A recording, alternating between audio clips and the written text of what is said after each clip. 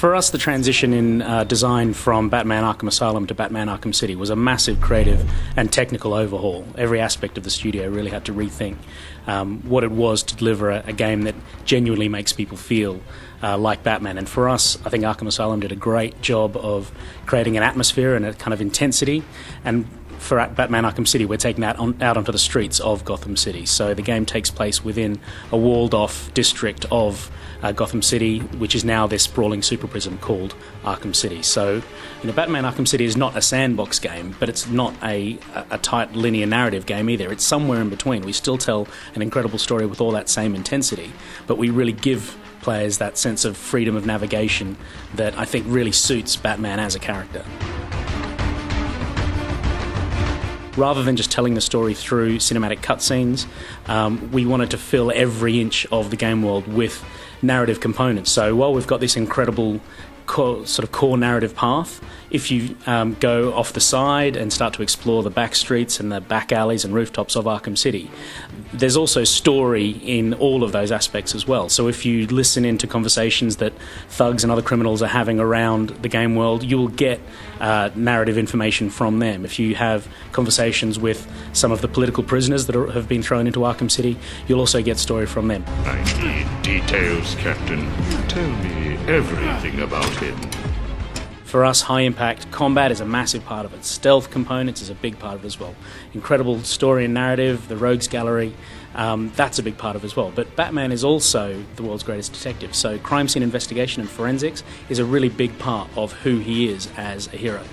So detective mode for us is something that is absolutely integral to a Batman experience that delivers on all of those points. And the way in which we've balanced it for Batman Arkham City has, I think, really given players an opportunity to use it when it's really required for forensics and for investigation. But at the same time, there's very compelling reasons to not use detective mode in most of other aspects of the game. So I don't think we're going to see players finding that they use it as an exploitation in Arkham City. They'll be using it where it's appropriate during those forensics and crime scene investigation moments of the game.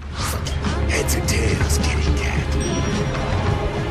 I think combat is something that we really nailed in Arkham Asylum, and so taking it out into the streets and kind of having these huge street brawls with thugs who are loyal to Joker or Two-Face or the other villains is a really big part of the experience for us, especially in a world which is much more freeform. We've pretty much doubled the number of animations that Batman has across the board, so combat feels incredibly varied and incredibly exciting, not just for the player but spectators who are watching someone else play the game. It looks awesome. We've increased the number of simultaneous attacks that thugs can launch against Batman now, so rather than just having a single one-on-one counter, you can double or triple counter groups of thugs simultaneously. We've also integrated his gadgetry into combat as well, so you can use the bat claw to grab guys from across the other side of the room, bring them into the fight, or you can use explosive gel to lay down combat gel during a particular melee and then spring out of there and then detonate that remotely. So I think the combat experience overall has been really fundamentally redesigned, and it feels just as awesome and just as high impact, but it's got a load more additional features for this game.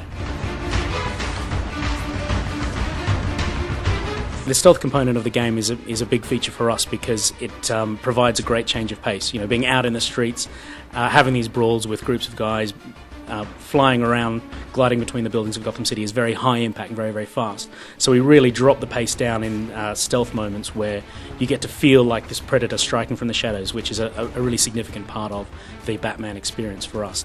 We've put an incredible amount of work into this game, and we really can't wait to get it in gamers' hands and see what people think coming fall this year on PC, PS3 and Xbox 360.